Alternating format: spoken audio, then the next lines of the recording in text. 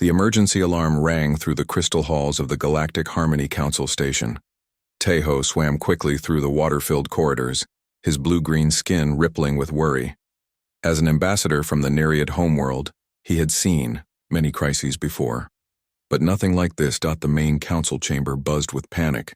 Representatives from 7 different species filled the curved seats, their voices mixing into chaos. The Scaleborn delegation hissed warnings through their translator devices. The Luminar beings flickered with nervous light patterns.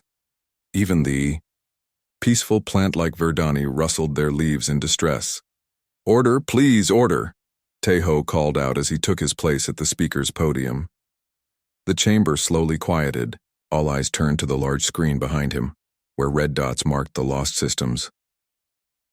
3 star systems are gone, Tejo announced, his voice heavy with grief. Kepler 186, Ross 128, and now Proxima Centauri. Every living being in those systems has been converted. A young Scaleborn representative stood up. Converted into what exactly? Tejo touched his control pad. The screen showed grainy footage from the last escape ship to flee Proxima Centauri. Dark shapes moved across the planet's surface like a living carpet. Where cities once stood, now only twisted towers of black material reached toward the sky. They call themselves the Void Swarm. Tejo continued. They don't kill their victims. They change them, turn them into more of themselves. Every person, every animal, every plant becomes part of their collective mind. The chamber erupted in frightened voices again. Tejo waited for quiet before continuing. Our military tried everything. Plasma weapons, quantum bombs, even biological warfare. Nothing works. The swarm adapts to every attack within hours. They learn from each assault and become stronger. An elder luminar being pulsed with dim red light. What about evacuation? We could move our populations to the outer rim worlds. And then what? Tejo asked. Wait for them to follow us? The swarm doesn't stop. They consume everything in their path. Our scientists believe they will reach the core worlds within 6 months. The Verdani delegates' leaves turned brown with fear. There must be something we can do. Some weapon we haven't tried yet. Tejo looked around the chamber at the desperate faces. These were good people from peaceful worlds. Their ancestors had built this council to solve problems through talk and cooperation. War was something they had left behind long ago. There might be one option, a quiet voice said from the back of the chamber. Everyone turned to see Hijin, a young Nereid scientist standing near the research section. She looked nervous but determined. Dr. Hijin, Tejo said with surprise, you're not supposed to speak during council sessions. I know, sir, but I have information that might help. She moved forward, clutching a data pad to her chest. I've been studying the swarm's behavior patterns. They adapt to civilized warfare. They expect logical military tactics, but what if we use something completely different? The Scaleborn representative snorted. Different how? We've tried every weapon type known to science. Hijin took a deep breath. What if we contacted Earth? The chamber fell silent. Even the air recycling system seemed to pause. Earth? Tejo whispered. The forbidden world? The death world, the Luminar elder corrected, its light turning dark orange with fear. Hijin nodded. I've been reading the classified reports in the Xenobiology archive. The humans who live there, they're not like us. They evolved on a planet that tried to kill them every day. Predators, diseases, natural disasters, extreme weather. They survived by becoming the most dangerous species on their world. That's exactly why they're quarantined, the Scaleborn delegate hissed. They're violent barbarians. The survey teams reported constant warfare between human tribes. They solve every problem with killing. Maybe that's what we need, Hijin said quietly. The chamber erupted again. Half the delegates shouted in horror at the suggestion. The other half demanded to know more details. Te-Ho raised his hand for silence. Dr. Hijin, explain your reasoning. She activated her data pad, and new images appeared on the main screen.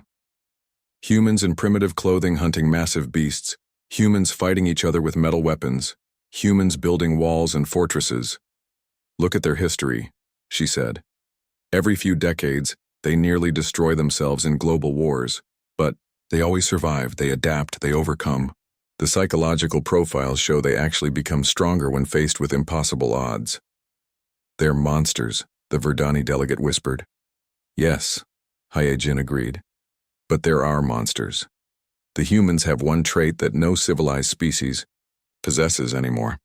They refuse to give up even when death is certain. They call it spite or stubbornness. We call it insanity. Taeho studied the images. Humans looked similar to several council species, but there was something in their eyes. A hardness that spoke of endless struggle. The quarantine protocols exist for good reason, he said slowly. The last survey team reported that humans had developed nuclear weapons and were preparing to use them on each other. They're too dangerous to contact. More dangerous than extinction? Hyejin asked. The question hung in the air like poison gas. Every delegate knew the answer, but none wanted to say it. Even if we decided to contact them, the Scaleborn representative said, how would we do it? The quarantine beacon network prevents any signals from reaching their system. I've been working on that problem, Hyejin admitted. There's a gap in the beacon network near the Vega system. A message could get through there, but it would take weeks to reach Earth. We don't have weeks, the Luminar elder pulsed. The swarm will reach the Tau Ceti system within days. Taeho looked around the chamber one more time. These beings represented billions of peaceful souls across dozens of worlds. Their ancestors had built paradise among the stars. Now that paradise was about to end. All in favor of maintaining our principles and facing extinction with dignity? He asked. 3 delegates raised their hands. All in favor of contacting the humans of Earth? 4 delegates raised their hands.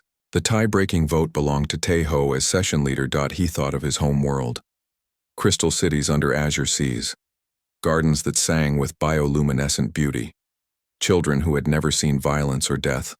All of it would become part of the swarm's twisted collective within months. I vote to contact Earth, he said quietly. The chamber erupted in mixed cheers and cries of horror. Some delegates stormed out, refusing to be part of what they saw as cosmic suicide. Others remained, knowing they had just made a deal with devils they didn't understand. Dr. Hyejin, Taeho called over the noise. Prepare your message, May. Whatever gods still watch over us, have mercy on our souls. As the session ended and delegates scattered to prepare for humanity's arrival, none of them noticed the small detail in Hyejin's research files. The last survey of Earth had been conducted over 50 years ago. The humans who had nuclear weapons then would be ancient now. Their descendants might be something far worse. The message to Earth was simple and desperate. We are the Galactic Harmony Council. We are dying. Please help us. What they didn't know was that by the time their message reached human space, Earth had already been watching them for decades. Humanity had been waiting for this moment. Not to save the galaxy. To inherit it. Captain Dongwoo Kim stood on the bridge of the New Horizon, staring at the decoded message that had just arrived. His weathered face showed no emotion, but his crew knew that look. It meant trouble. Run it again, he ordered. The communication. Officer Subin Park nodded and played the alien transmission one more time. Strange musical tones filled the bridge, followed by the computer's translation in a flat mechanical voice. We are the Galactic Harmony Council. We are dying. Please, help us. Could be a trap, Subin said. She was young but experienced, having fought in 3 different colonial wars before joining the exploration fleet. Her hand rested near her sidearm out of habit. Wu-Jin. Lee looked up from his engineering station. The signal is definitely alien, Captain. The frequency patterns don't match any human technology, and the quantum encryption is way beyond what any of our enemies could fake. Dr. Mi-Young Cho leaned forward from her science station. The biological data they transmitted is fascinating. These beings evolved in low-gravity water worlds.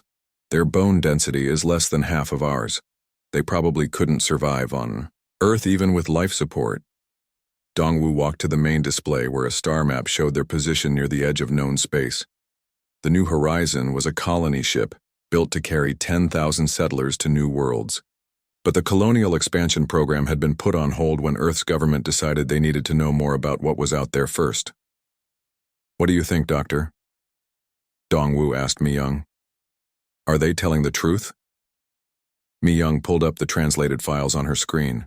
The data on this void swarm is consistent with a parasitic collective organism, highly adaptive, capable of converting other life forms into extensions of itself.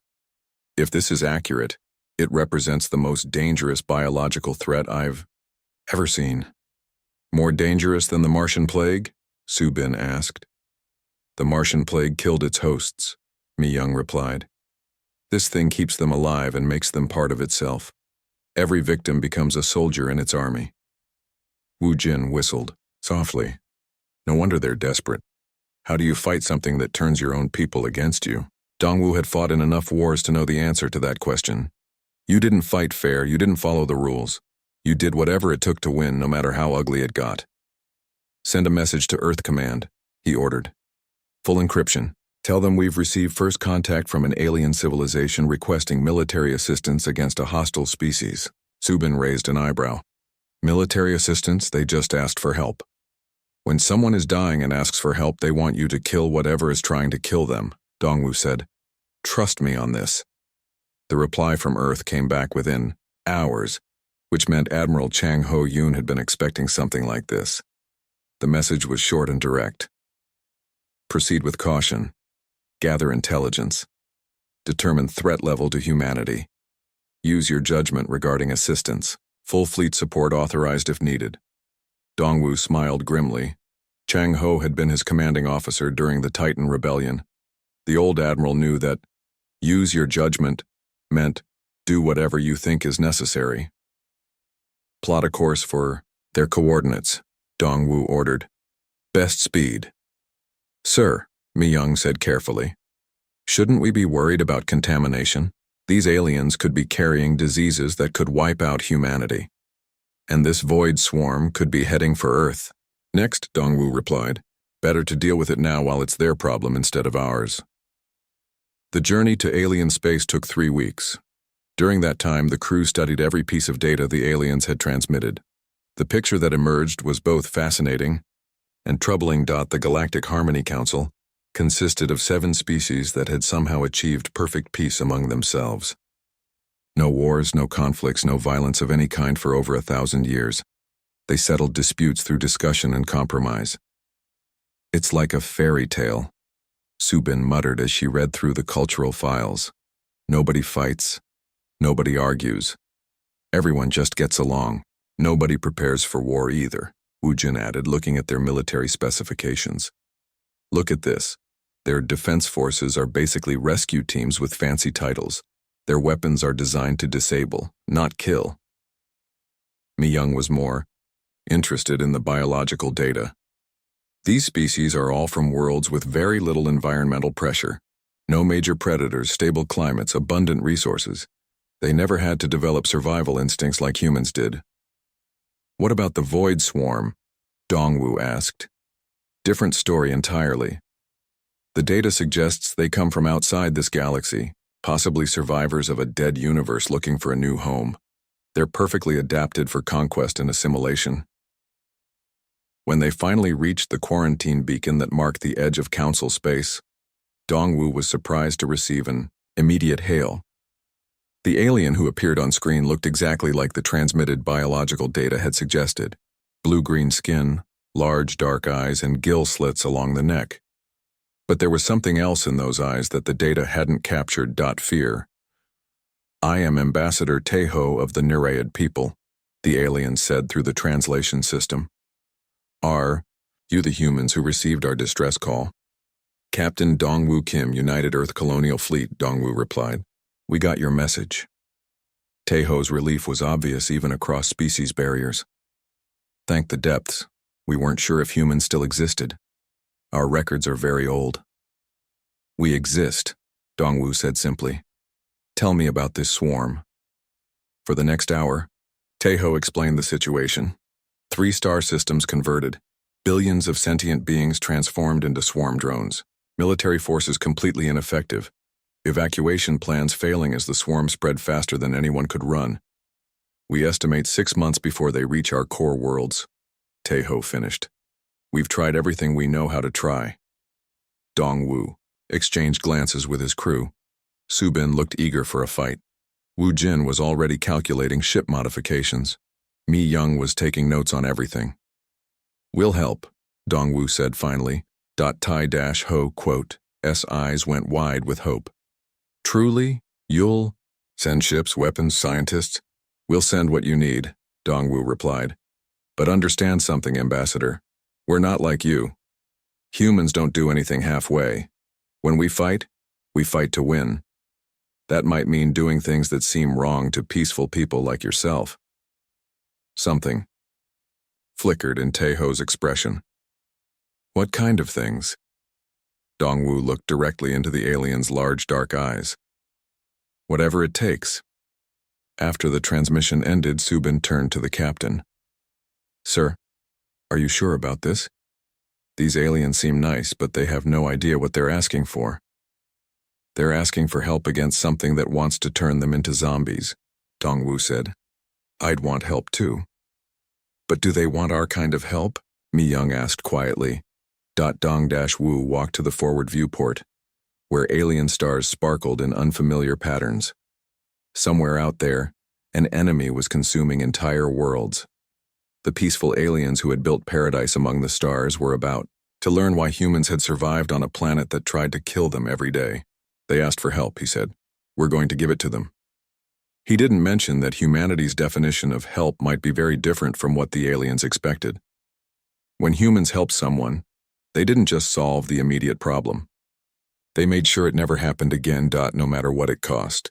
The New Horizon dropped out of faster-than-light travel at the edge of the Kepler 442 system, and Dongwu immediately knew why the aliens were losing. Look at this, Subin said, pointing at the tactical display. They built their defensive positions in perfect geometric patterns, circles, squares, triangles. It's like someone designed them to look pretty instead of fight wars. The alien fleet hung in space like a collection of art pieces. Sleek, curved ships that looked more like sculptures than warships.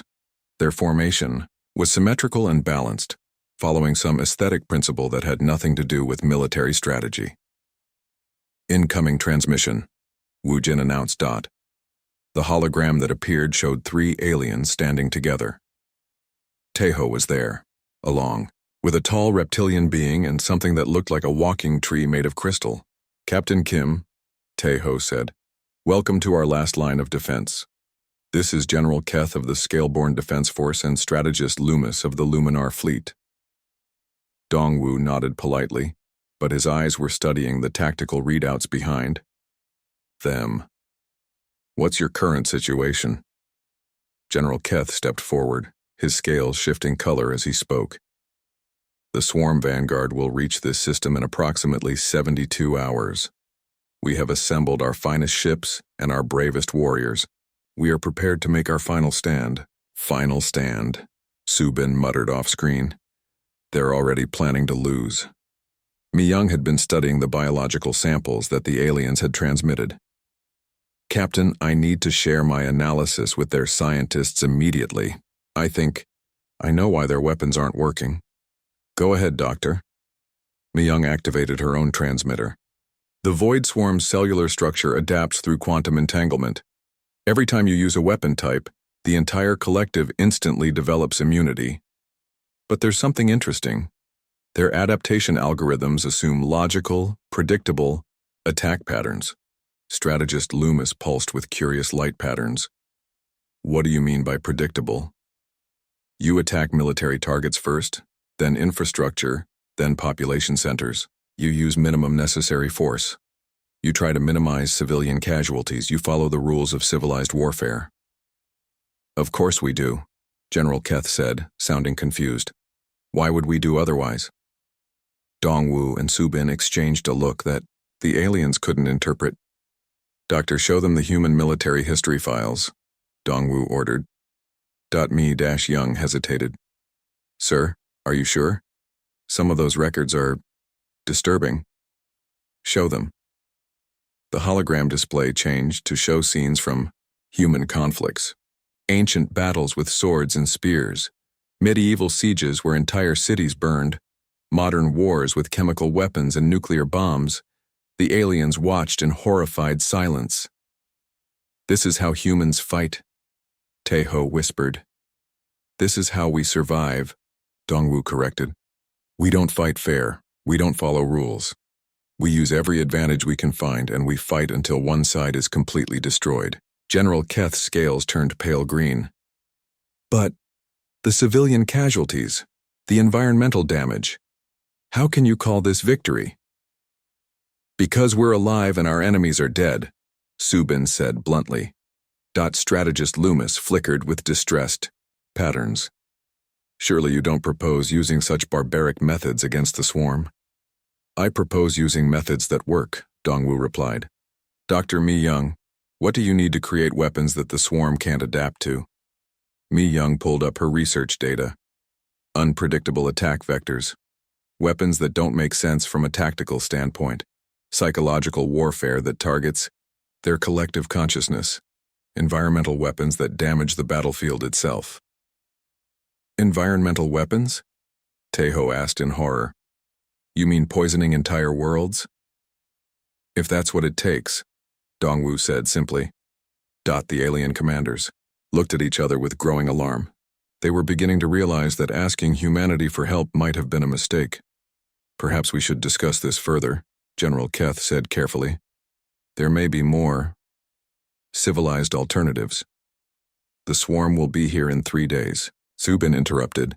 Do you want civilized alternatives or do you want to live? Before anyone could answer, alarms began sounding throughout both fleets.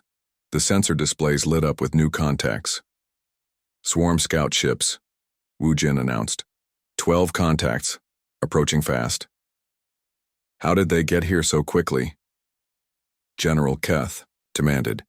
They probably sent fast scouts ahead while you were busy building pretty defensive formations, Subin said, already moving to her weapons station. The swarm scouts looked like nothing the humans had ever seen.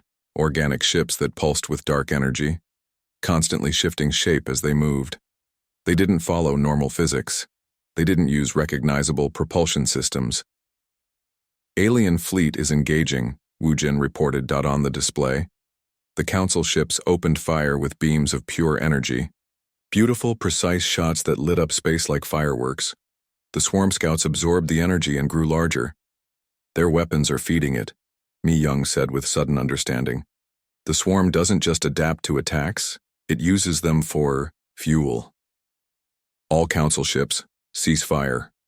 Dongwu broadcast. Captain Kim, we must defend ourselves.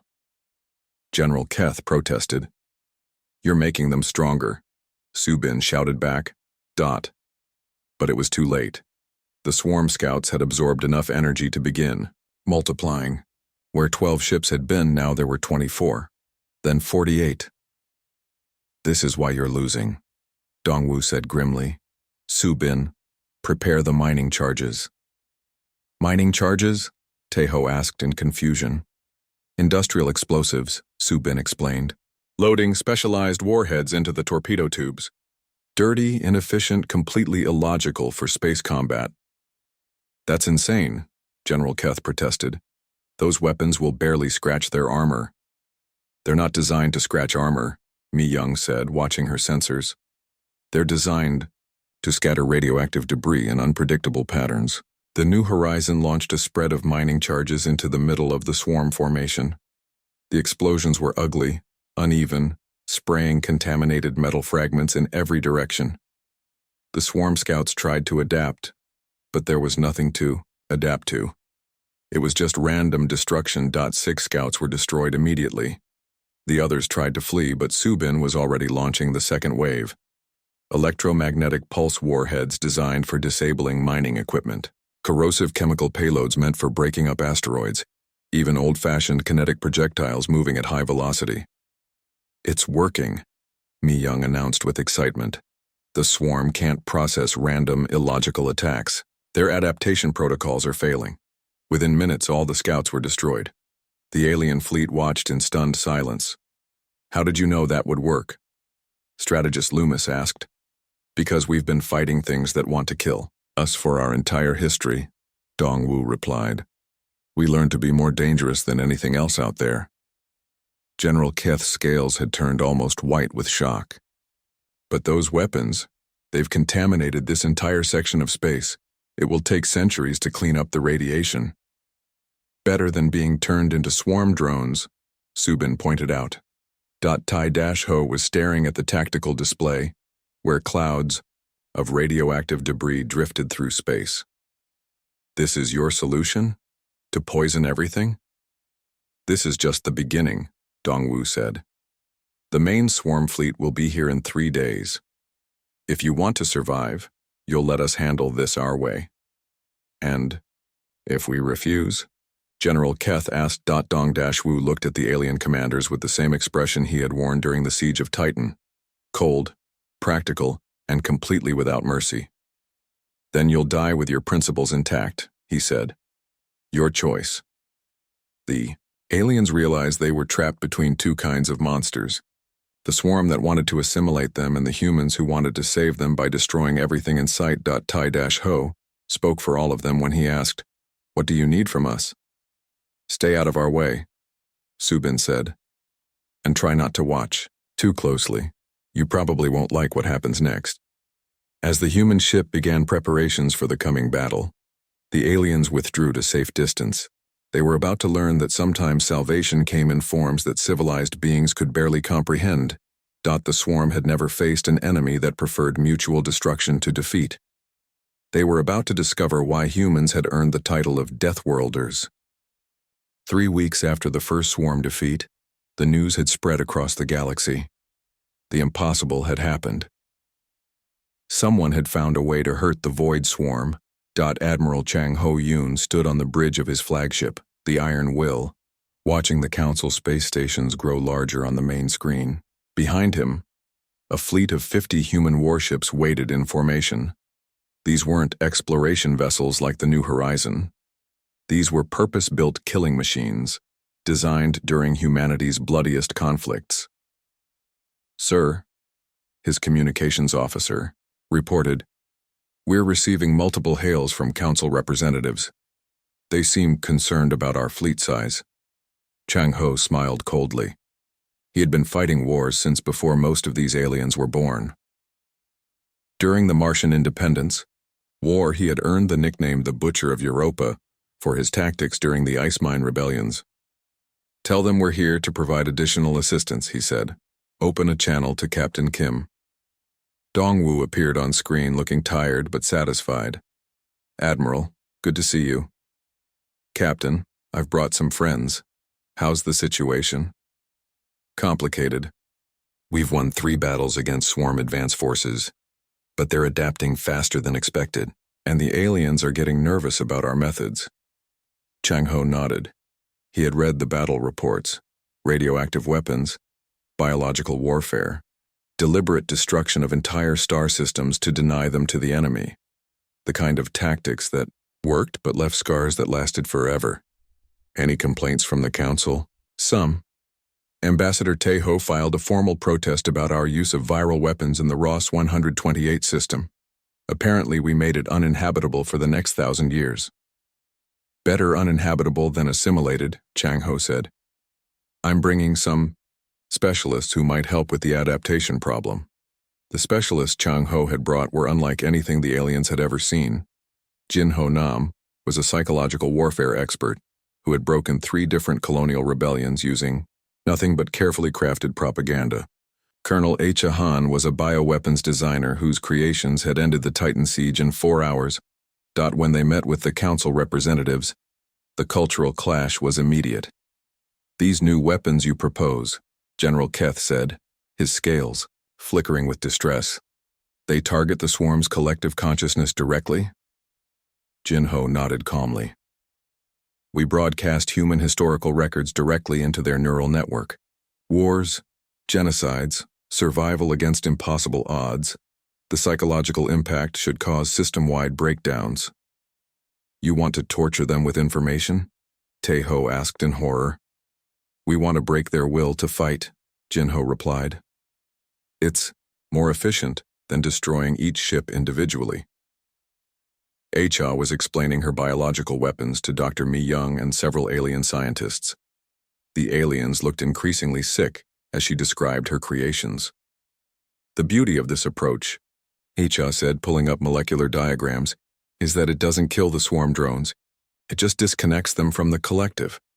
They revert to their original species but with complete memory loss. You're talking about lobotomizing billions of sentient beings, one of the Luminar scientists pulsed in distress. I'm talking about saving them, HFY corrected. Would you rather they stay part of the swarm forever? The aliens had no answer for that.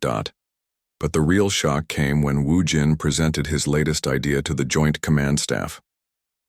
Kamikaze vessels, he said simply, showing technical diagrams. We convert human ships into guided missiles, fill them with radioactive waste, biological agents, and antimatter charges. One ship can take out an entire swarm cluster. The silence in the room was deafening. You're talking about suicide attacks, strategist Loomis finally managed. I'm talking about volunteer crews who understand the stakes, Wu Jin replied. We've identified 17 key swarm concentration points. 17 ships could end this war. General Keth's scales had turned almost white. This is madness. No civilized species would sacrifice their own people like this. No civilized species has ever faced extinction by assimilation, Chang Ho said coldly. Captain Kim, what's the status on those concentration points? Swarm fleets are massing in the Vega and Altair systems. Intelligence suggests they're preparing for a major push toward the Council Core worlds. If they succeed, game over. Chang Ho studied the tactical displays. 50 human ships against thousands of swarm vessels. Conventional warfare would be suicide, but humans had never been conventional. Approved. Select volunteer crews and begin modifications. The aliens watched in horror as human ships were systematically converted into flying bombs. Crews volunteered without hesitation, recording final messages for their families back on Earth. I don't understand, Taeho said to Dongwu during a private meeting. How can your people be so willing to die? Because we'd rather die fighting than live as slaves, Dongwu replied. Your people have forgotten what it means to face extinction. We never had that luxury. The kamikaze attacks began 1 week later. The first ship, piloted by a volunteer named Captain Daejung Park, transmitted cheerful messages until the moment of impact. The explosion lit up the Vega system like a new star, consuming an entire swarm fleet in radioactive fire. The second ship took out the Altair concentration, the third and fourth targeted swarm production facilities in dead systems. Each attack was more devastating than the last, as HFY's biological weapons spread through the swarm network like a virus. But with each victory, the relationship between humans and aliens grew more strained. You're monsters, General Keth said during one heated meeting. You celebrate death. You weaponize suffering. You've turned this war into a genocide. We've turned this war into a victory, Subin replied. The swarm is retreating for the first time in their existence. At what cost? Taeho demanded. You've made entire star systems uninhabitable. You've created biological weapons that could destroy any species if they mutated. You've proven that civilization means nothing to you. Chang Ho stood up slowly, his aged face showing the weight of decades spent fighting humanity's enemies. Civilization is a luxury that only exists when someone else is willing to do the ugly work of protecting it, he said. You built your paradise by hiding from the realities of a hostile universe. We're showing you what survival actually costs. We didn't ask for survival at any price, Taeho protested. Yes, you did, Chang Ho replied. You sent a message saying, we are dying. Please help us. You just didn't specify what kind of help you wanted. The meeting ended with the aliens storming out, but they didn't recall their cooperation. They couldn't. The swarm was still out there, and humanity was the only thing standing between them and assimilation. That night, Dongwu found Mi Young in the ship's laboratory, staring at samples of swarm tissue that had been disconnected from the collective. "Having doubts?" he asked. "Looking at the data," she replied. "HFY's bioweapons are more effective than we reported. They're not just disconnecting drones from the collective, they're rewriting their genetic structure. In a few generations, the affected populations will be completely different species." "Is that a problem?" Mi Young was quiet for a long moment. "I don't know. We're not just winning this war, Dongwu. We're remaking the galaxy in our image. Every species that survives will owe their existence to human methods, human weapons, human ruthlessness. And I'm starting to think that might have been the plan all along." Dongwu didn't answer, but his expression suggested she might be right. Outside the laboratory windows, human ships continued their grim work. The void swarm was dying, but so was the galaxy's innocence. The species that had once built paradise among the stars were learning the price of survival. They had asked Earth's Deathworlders for help. Now they were discovering that help could be more terrifying than the original threat. 6 months had passed since the last void swarm ship was destroyed in the empty space between galaxies. The war was over. The galaxy was safe. The galaxy was also terrified. Tae-Ho stood in what had once been the council chambers, looking at the new flags that hung from the walls. Earth's blue and green banner now dominated the center position, surrounded by the symbols of 17 former council worlds that had accepted human protection. Admiral Chang Ho sat at the head of the table where the council leader used to speak. His weathered face showed no emotion as he reviewed reports from across human-controlled space. Each report told the same story: peace through superior firepower. The Luminar delegation is still requesting permission to resettle their refugees, Colonel HFY reported. Apparently, the biological contamination on their homeworld is worse than our initial estimates. "How much worse?" Chang Ho asked. "Total. Genetic restructuring of all plant life. The ecosystem will be completely different within a generation, but it will be stable and habitable." "Then they should be grateful," Chang Ho said simply. "Next report." Tae-Ho cleared his throat. "Admiral, if I may, the Luminar people didn't ask for their planet to be genetically altered. They just wanted the swarm removed." Chang Ho looked at the Nereid ambassador with tired patience. "Ambassador Tae-Ho, the swarm had already begun converting their homeworld when we arrived. We could either save the planet with our methods or watch it become part of the collective. There was no third option. But the changes you made are irreversible." "Yes, we know. Dr. Mi Young has explained this multiple times." Mi Young was sitting at the science station, her expression troubled. Over the past months, she had become the galaxy's leading expert on post-war biological reconstruction. It was not a job she had wanted. The genetic modifications were necessary for complete swarm removal, she said quietly. Any biological matter that had been touched by the collective had to be restructured to prevent reinfection.